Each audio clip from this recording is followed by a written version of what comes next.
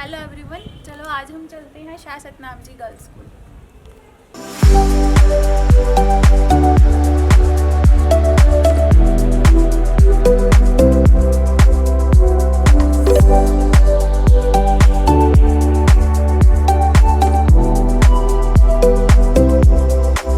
Hello everyone, I am Monika from women dedication team. आज हम Shah Satnam ji girls school में आए हैं, जिनके principal doctor Sheela Punia ma'am हैं।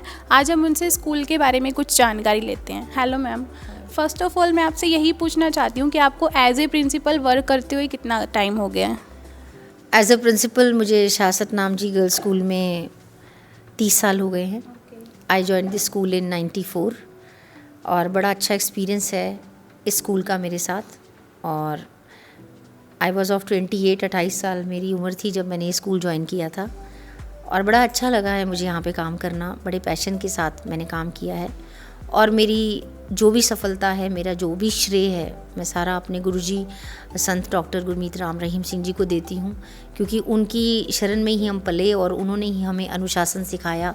उन्होंने ही हमें ये टिप्स दिए, सब कुछ बताया कि एक स्कूल कैसे चलता है। और सबसे बड़ी बात जो उन्होंने हमें सिखाई वो ये सिखाई अनुशासन, जो उन्होंने हमारे में भी भरा और हमने अपने बच्चों में भी भरा। और इस स्कूल का जो रिकॉर्ड है वो ये है कि हर साल जो इसमें 10th में भी बच्चे करीब 150 के करीब बच्चे एग्ज़ाम देते हैं, +2 में भी 150 के करीब बच्चे होते हैं और 100% स्कूल का रिज़ल्ट आता है। No compartment, no failure. और ऐसी रहमत है कि डिस्ट्रिक्ट टॉपर भी हमारे स्कूल के बच्चे होते हैं। और प्लेयर्स का भी साथ साथ दोनों चीज़ें चली हैं। 800 हमारे पास नेशनल प्लेयर है और 85 नेशनल प्लेयर और 5 पीएम अवार्डी हैं। और स्कूल का सफ़र अब 30 साल जैसे पूरे हो गए हैं इसको चलाते चलाते।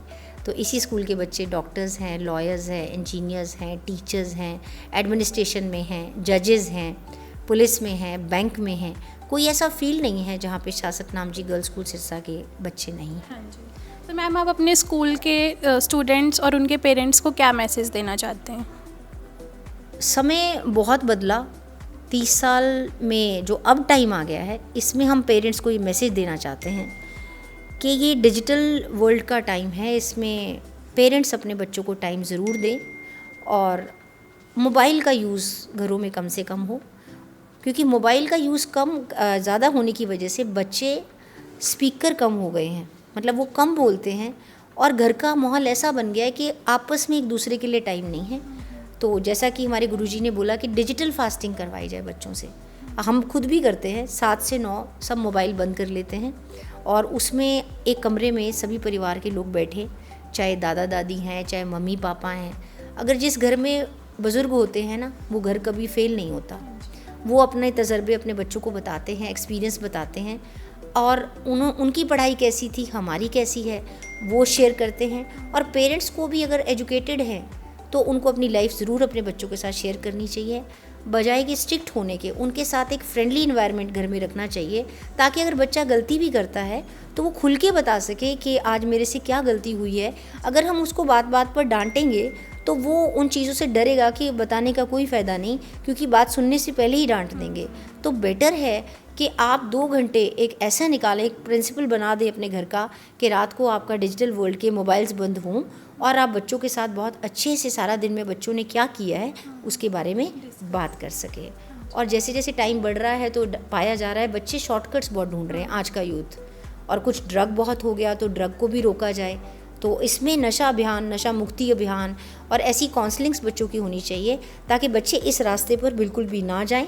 और बच्चे जो हैं ज़्यादा से ज़्यादा टाइम अगर पढ़ाई की तरफ, तो देखा है बच्चे फॉरेन कंट्रीज़ बहुत जा रहे हैं, नहीं, अपने इंडिया में बहुत कुछ है।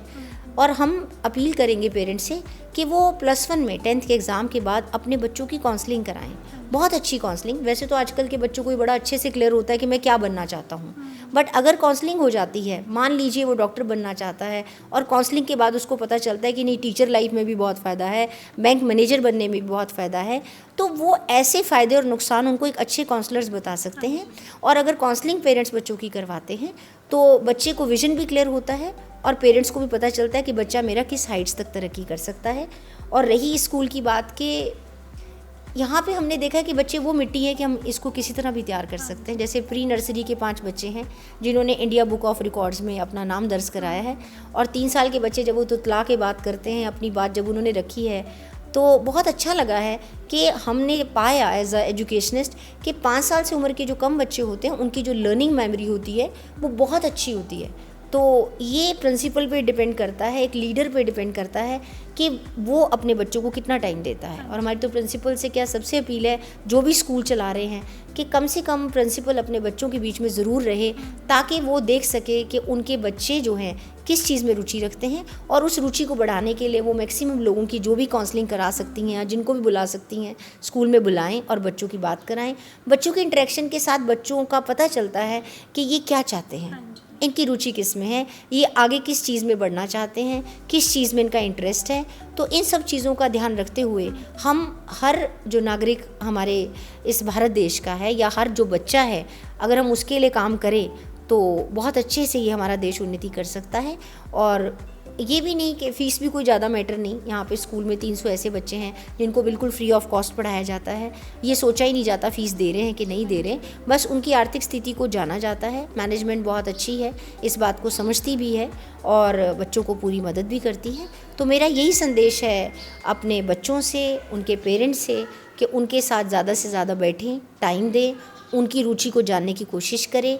और एक और बात रह गई कि बच्चे जैसे स्कूल से पढ़ने के बाद ये कहते हैं कि हम एकेडमी जाना चाहते हैं, हम ट्यूशन सेंटर जाना चाहते हैं, तो हम ये कहना चाहते हैं कि टीचर जो उनको पढ़ाता है वो अपने आप में एक एकेडमी या ट्यूशन सेंटर है, क्योंकि वो अपने बच्चे को सिर्फ दिमाग से नहीं पढ़ाता, वो अपने बच्चे को दिल से चाहता है। जो शिक्षक स्कूल में अपने बच्चों को दे सकता है एक सब्जेक्ट के लिए, वो कोई ट्यूशन सेंटर या एकेडमी सेंटर नहीं दे सकता। तो बच्चों से ये भी अपील है कि स्कूल में ही पढ़ने की कोशिश करें, और हाँ बहुत एवरेज है, नहीं कुछ समझ आ रहा, तो वो ट्यूशन सेंटर भी जा सकते हैं। ऐसा भी कुछ नहीं कि वो वहाँ ना जाएं, पर स्कूल का जो शिक्षक है, स्कूल का जो टीचर है, जो बच्चों को दे सकता है, वो कोई नहीं दे सकता। मैम मेरा एक क्वेश्चन आपसे ये है कि जो ये स्कूल है सिरसा का नंबर 1 गर्ल्स स्कूल माना जाता है एक्टिविटीज़ में भी, एजुकेशन में भी, तो मैं इसके बारे में कुछ जानना चाहती हूँ। इसके लिए भी मैं अपना सारा श्रेय अपने गुरुजी को देना चाहूँगी। उसका ये कारण है कि बच्चों को यहाँ पे संस्कार दिए जाते हैं, मैं शिक्षा नहीं दी जाती, करेक्टर वाइज स्ट्रॉन्ग बनाया जाता है और इंसानियत का पाठ पढ़ाया जाता है। अब आप पूछेंगे इंसानियत का पाठ कैसे पढ़ाया जाता है? जैसे हमारे स्कूल में किसी बच्चे का बर्थडे है तो पार्टी भी हो सकती है, होटल में जाके भी हो सकती है, पर हमने देखा अपने बर्थडे वाले दिन बच्चे या ब्लड डोनेट करते हैं, ट्री प्लांटेशन करते हैं। मान लीजिए गरीब बच्चे हैं, उनकी फ़ीस भर देते हैं।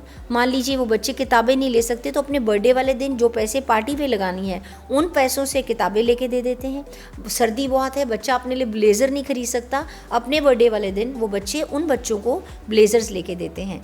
तो इंसानियत का पाठ पढ़ना और उस पर खरे उतरना, उसको करके दिखाना, ये बहुत बड़ी बात है जो हमारे बच्चों को और बच्चों से डिफरेंट करती है।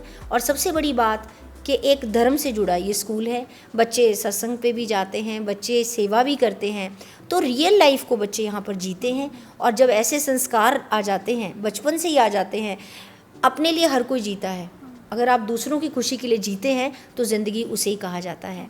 तो यही मेरा संदेश है कि जितने भी बच्चे हैं अपने लिए भी जियो, पर अगर कोई ज़रूरतमंद है और वो आपसे मदद मांग रहा है तो उसकी भी करो। और फिर वो दिन दूर नहीं जब आप दूसरों के लिए जीना शुरू कर देंगे तो आपके खुद के घर में आपका नाम, आपके माँ बाप का नाम खुद ही रोशन हो जाएगा। धन्यवाद। जागृति और वुमेन डेडिकेशन की तरफ से ये बुक बैंक खोला जा रहा है, बड़ी खुशी की बात है। ये एक ऐसी मुहिम है कि वुमेन डेडिकेशन का जो ऑफिस है उसमें जो बुक्स हैं वो जमा की जाएंगी, और किसी भी गरीब बच्चे को अगर किताबों की ज़रूरत है, अपने स्कूल में वो बुक्स नहीं खरीद सकता, तो ये एक इन्होंने पहल शुरू की है कि यहाँ से आप जाके बुक्स ले सकते हैं। और बड़ा अच्छा लगा कि जितने भी स्कूल्स हैं या जितने भी बुक्स वगैरह आती हैं, स्पेसिमेंस आती हैं, अगर यहाँ जमा कराया जाए और अगर वो किसी के काम आती है तो इससे बड़ी कोई और सेवा नहीं हो सकती। तो आप सभी से अपील है कि कोई बुक्स या स्पेसिमेंस या कहीं भी कुछ ऐसी बुक्स घरों में भी होती हैं वो यहाँ पर जमा करवाएं, ताकि वो किताबें गरीब बच्चों पर काम आ सकें। धन्यवाद।